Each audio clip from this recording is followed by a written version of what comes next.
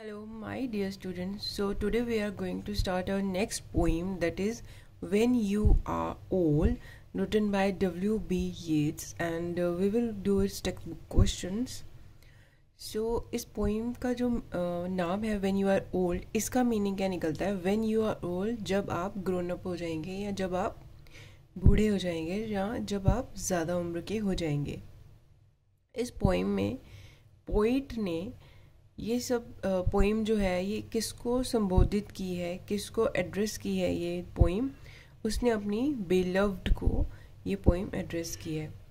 So what is first question? How is the journey from youth to old age describe in the poem? जो journey है, journey होती है यात्रा, जो journey है फ्रॉम यूथ, यूथ होता है जवानी, टू ओल्ड एज बुढ़ापे तक, कैसे डिस्क्राइब की गई है पोइम में? So the journey from youth to old age, the journey from youth to old age, यहाँ तक आपका क्वेश्चन से आ रहा है, is very sad and depressing, बहुत ही सैड और उदासी भरी है।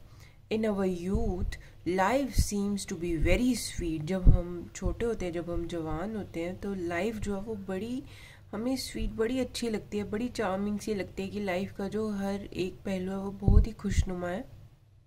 लेकिन in old age all pleasures and false admirers begin to fade away and we are left alone.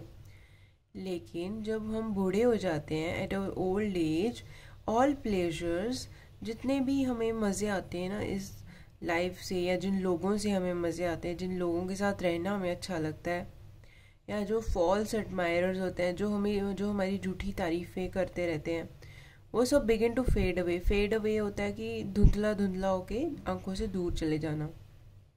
Begin to fade away, वो धीरे धीरे करके हमारी लाइफ से चले जाते हैं, and we are left alone. देखो स्टूडेंट, जैसे अभी आप 10th क्लास में होंगे ना, तो अभी आपका यूथ का टाइम चल रहा है, तो अभी आप लोगों को लाइफ जो है आपकी वो बहुत ही अच्छी लगती होगी। अभी आपको आपके फ्रेंड्स के साथ टाइम स्पेंड करना बहुत अच्छा लगता होगा। अभी बेशक कोविड का टाइम चल रहा है, लेकिन स्टिल आप फ़ोन पे बहुत ज़्यादा टाइम बिताते होंगे अपने फ्रेंड्स के साथ बातें करते हुए। हो सकता है कि क्लास में आपका भी कोई बिलव्ड हो, किसी लड़के का कोई बिलव्ड हो, किसी लड़की का कोई बिलव्ड हो, और आपको ऐसा लग रहा है कि बस पूरी लाइफ हमें इसी के साथ बितानी है। या फिर कोई ऐसा लड़की हो कि जिसका बड़े सारे एडमायरर्स होंगे, जो उसकी ब्यूटी की बहुत प्रेज़ करते होंगे, बोलते होंगे कि तुम्हारे साथ टाइम स्पेंड करना बहुत अच्छा लगता है। लेकिन ये सब आपको अभी अच्छा लगेगा। ये सब एक एग्जांपल है फॉल्स एडमायरर्स के। ये सब फॉल्स एडमायरर्स हैं, और लेटर एजेस पे जब आप लोग 40s या 30 प्लस होने वाले हैं, तो इनमें से कोई भी नहीं टिकने वाला, क्योंकि अभी आप 10th क्लास में पढ़ते हो और उसके बाद आप लोग ट्रेनिंग पर जाओगे, अपना अपना करियर सेट करोगे, तो you all people have different journeys, और आप लोग कहीं दूर दूर चले जाओगे। कोई कोई इंडिया में रह जाएगा, कोई अब्रॉड चले जाएगा, कोई इंडिया के नॉर्थ पोर्शन में होएगा, कोई साउथ पोर्शन में होएगा। तो आप सबकी जर्नीज अलग है, और ये जो सबके साथ आप लोग टाइम स्पेंड करते हैं, फॉल्स एडमायरर्स होंगे, या अपना प्लेजर भरा टाइम जो आप लोग एक अपने फ्रेंड्स के साथ स्पेंड करते होंगे, ये सब क्या होने वाला है? ये सब धीरे धीरे करके फेड अवे होने वाला है आपकी लेटर स्टेजेस में, जब आप बड़े हो जाओगे, and we are left alone. Coming to next question, what does the phrase full of sleep mean? इस फ्रेज का क्या मीनिंग है? Full of sleep sorry. The phrase full of sleep means feeling drowsy, drowsy होता है आलसी, आलसपन, feeling drowsy all the time. In our old age, we remain tired and wish to keep sitting all the time. आपके घर में कोई दादू या दादी होंगे, या बूढ़े कोई भी होंगे, वो क्या होते हैं, वो इतने एनर्जेटिक नहीं होते। वो बेड पर लेटे रहते हैं, या कोई भी काम करेंगे तो धीरे धीरे करते हैं, या ज़्यादातर वो बैठने वाला काम करना ज़्यादा पसंद करते हैं, क्योंकि क्या होता है कि अब इतने एनर्जी नहीं रहती बॉडी में। In our old age we remain tired, हम टायर्ड होता है थका हुआ, we remain tired and wish to keep sitting all the time. और हमारा विश यही रहता है, हमारा यही मन करता है कि हम बैठे ही रहे सारा time.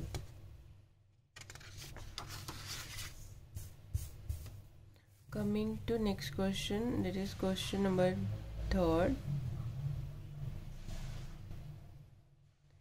How is the poet's love different from that of those who also loved his beloved. Poet का जो लव था अपनी बिलव्ड के लिए वो बाकियों से अलग कैसे था। The poet's love for his beloved, जो पोइट का लव था अपनी बिलव्ड के लिए, बिलव्ड होता है जो भी पार्टनर, जैसे अगर पोइट लड़की है, इसमें तो वैसे लड़का ही है, अगर बिलव्ड बिलव्ड कोई भी होता है, अगर लड़की किसी लड़के से प्यार करती है तो वो लड़का उसका बिलव्ड हुआ, और अगर लड़का किसी लड़की को एडमायर करता है, उसे चाहता है, तो वो लड़की उसकी बिलव्ड हुई। तो इस पोइम में the poet's love for his beloved is true, जो पोइट का प्यार था अपनी बिलव्ड के लिए वो सच्चा था। His love is spiritual, his love is spiritual मतलब कि जो प्यार था वो स्पिरिचुअल था। स्पिरिचुअल एक बहुत ही स्पिरिचुअल हम बोलते हैं कि प्योर चीज़। स्पिरिचुअल हम किसको बोलते हैं कि जैसे जैसे हम गॉड की जब पूजा करते हैं तो उस सब चीज़ों को हम बोलते हैं स्पिरिचुअल, मतलब प्योर होती हैं, जो जिसमें हमें हमारे मन में जिसके लिए कोई मैल नहीं होता। He loves not only the moments of a glad grace. देखो, हमें किन दोस्तों के साथ टाइम स्पेंड करना पसंद होता है? ऑब्वियसली जो खुश रहें या जो सबको हंसाते रहें या जो हमें हंसाता रहे, हमें उन लोगों के साथ टाइम स्पेंड करना ज़्यादा पसंद होता है। तो वही वो कह रहा है कि ही लव्स नॉट ओनली, ना सिर्फ उसको वो वाले मोमेंट्स होता है लम्हे, ना सिर्फ उसको वो लम्हे उसके साथ बिताने में अच्छा लगता था। ग्लैड होता है खुश, ग्रेस होता है कि चमक, वो उसका जो चमकदार हंसता हुआ चेहरा, जब वो हंसते हुए बातें करती थी, ना सिर्फ उसको वो वाला उसके साथ टाइम स्पेंड करना पसंद था, but also the sorrows of her changing phase. Sorrows होता है दुख, but also the sorrows, sorrows होता है उसको सिर्फ उसकी खुशियों से नहीं, उसके उसके दुखों से, उसको उसके गम से भी प्यार था। ऑफ हर चेंजिंग फेस, यहाँ पे चेंजिंग फेस मतलब विद एज हमारे फेस में चेंजेस आती हैं। जैसे अभी आप फॉर एग्जांपल किसी भी बॉलीवुड सेलिब्रिटी को ही ले लो, तो जैसे आप उसको देखते हो कि जब उसकी नई नई मूवीज़ आना शुरू होती हैं तब वो कैसा दिखता है, और धीरे धीरे जब वो लेटर एजेस में, ओल्ड एज में, वो क्या होता है, फेस पे चेंजेस आती है ना, तो एजिंग आती है। तो एजिंग की वजह से जो उसका चेंजिंग फेस है उसको उससे भी प्यार है। What is mod gone reminded of in the poem. Mod gone जो है यही पोइट की बिलव्ड है। रिमाइंडेड मतलब कि याद दिलाना। What is mod gone reminded of in the poem. She is reminded that she will realize the true worth of the poet's love for her in her old age. Reminded मतलब कि याद दिलाना, और worth होता है कीमत। उसे ये याद दिलाया पोइट ने कि उसे रियलाइज मतलब एहसास, उसे एहसास होगा उसके सच्चे प्यार का जब वो अपनी ओल्ड एज में होगी। And then she will feel sad for the poet, तब उसे पोइट के लिए बुरा लगेगा। Whose love she had not cared for, जिसके लव की उसने कोई परवाह नहीं की। केयर, नॉट केयर्ड फॉर मतलब परवाह नहीं करना। क्योंकि क्या होगा जब वो बूढ़ी हो जाएगी तो जो जो उसके साथ फेक रिलेशन में होंगे वो उसे छोड़ देंगे, तब उसे पोइट का याद आएगा। Question number 5, but one man love the pilgrim soul in you, explain.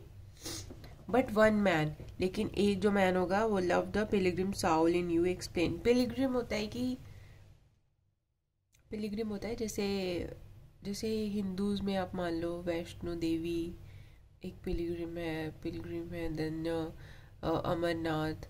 वैसे जैसे जैसे हमारे सिक्स में कोई, हाँ, दरबार साहब जो अमृतसर में है, और मुस्लिम्स का जैसे मक्का मदीना, ये सब पिलग्रिम्स हैं। तो वैसे ही जो पोइट है वो उसे उस नज़र से उसे प्यार करता है। The poet tells his beloved that in her old age she will realise the true quality of her. Poet जो बोलता है कि ओल्ड एज में ही शी विल रियलाइज उसके प्यार की सच्ची क्वालिटी को।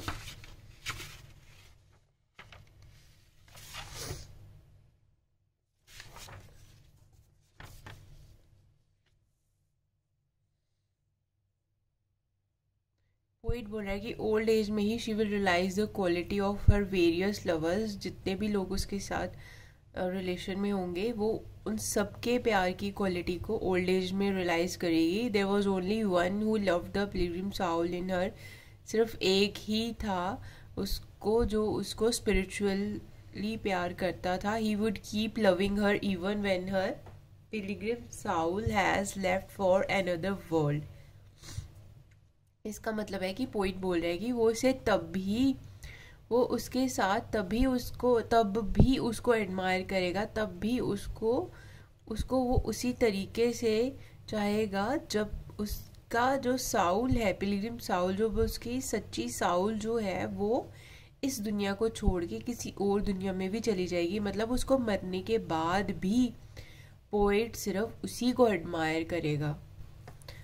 नाउ क्वेश्चन नंबर 6 है, right a short paragraph of 150 to 200 words on the emotions portrayed in the poem.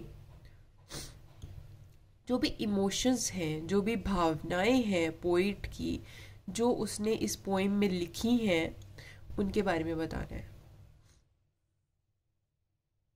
भावनाएं तो आपको अभी तक पता लगी गई होंगी. Now coming to its answer, the poem When You Are Old is addressed to the poet's beloved. ये मैंने आपको पहले भी बताया कि ये जो पोइम है ये किसको एड्रेस करी है पोइट ने, अपनी बिलव्ड को. The poet tells his beloved that true love is pure. वो अपनी बिलव्ड को बताता है कि जो ट्रू लव होता है that is pure. It is of spirit and not the body. ये किसी की बॉडी अपीयरेंस से नहीं होता. जो ट्रू लव होता है ये किसी की ज़रूरी नहीं कि सिर्फ खूबसूरत लोगों से ही होता है. ये स्पिरिट, ये आत्मा से प्यार होता है. A true lover does not love the physical beauty of his beloved.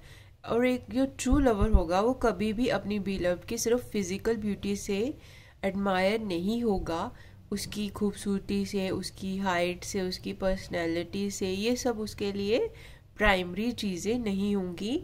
He loves the Saul in हर. वो किससे प्यार करेगा? वो उसकी साउल से प्यार करेगा. The beloved may grow old and lose her beauty. क्योंकि जैसे जैसे बूढ़े होंगे तब जो बिलव्ड है वो जब ओल्ड होने पर अपनी ब्यूटी तो खो देगा या खो देगी. But true love never grows old. लेकिन जो ट्रू लव होगा वो कभी भी ओल्ड होके वो कमज़ोर नहीं पड़ेगा. It ever remains young. It ever remains मतलब हमेशा. It ever remains young. He continues to love her even if she refuses to accept him. Poet बोल रहा है कि अगर उसकी बिलव्ड ने उसे एक्सेप्ट करने से रिफ्यूज़ भी कर दिया, रिफ्यूज़ होता है मना कर देना, एक्सेप्ट होता है अपनाना, अगर उसे अपनाने से मना भी कर दिया, पोइट का प्यार जो है वो तब भी ख़त्म नहीं होगा. तभी भी वो उसे उसी तरीके से एडमायर करेगा. He loves the pilgrim soul in her. He would keep loving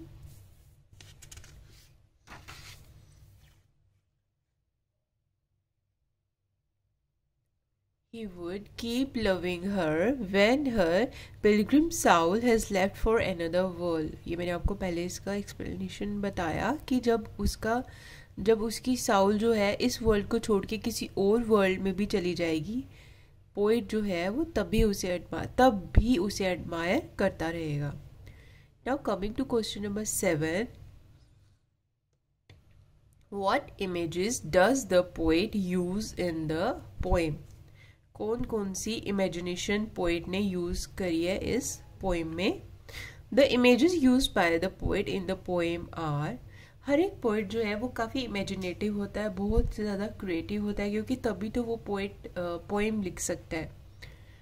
वो काफ़ी सारी इमेजिनेशन यूज़ करता है जो हम लोग नॉर्मली नहीं सोचते, लेकिन पोइट जो है वो सब इमेजिनेशंस उसके माइंड में आती हैं. तो इस पोइम में क्या क्या इमेजिनेशन यूज़ की हैं, जैसे उसने आत्मा को एक पिलग्रिम का नाम दिया, एक पूजा स्थल का नाम दिया उसने. कौन कौन से उसने इमेजेस यूज़ किए हैं. Number 1, nodding by the fire. Nodding होता है अपने, जैसे हम नॉड करते हैं अपने सर को हिलाते हैं, है ना। जब हाँ के लिए हम हिलाते हैं, नहीं के लिए हिलाते हैं। नहीं के लिए कैसे हिलाते हैं? नहीं के लिए हम हॉरिजॉन्टली उसको हिलाते हैं, हाँ के लिए हम उसको वर्टिकली अपने फेस को हिलाते हैं ना, नॉड करते हैं, उसको बोलते हैं नॉड। तो similarly nodding by the fire, like जब फायर की लपटें उठती होंगी है ना आग में, तो वो कैसे वर्टिकली वर्टिकली नॉड करती होगी ना, nodding by the fire. Number second the pilgrim Saul, ये मैंने बताया। Number third sorrows of your changing face. Sorrows of your changing face का मतलब कि बूढ़ा होने पर जो फेस में चेंजेस आएंगी। Number fourth a crowd of stars. Crowd होता है झुंड, स्टार्स का झुंड। And question number 8 is not so important as, क्योंकि मुझे नहीं लग रहा कि ये एग्ज़ाम में आएगा। It is not important for board exams. So that's it, thank you.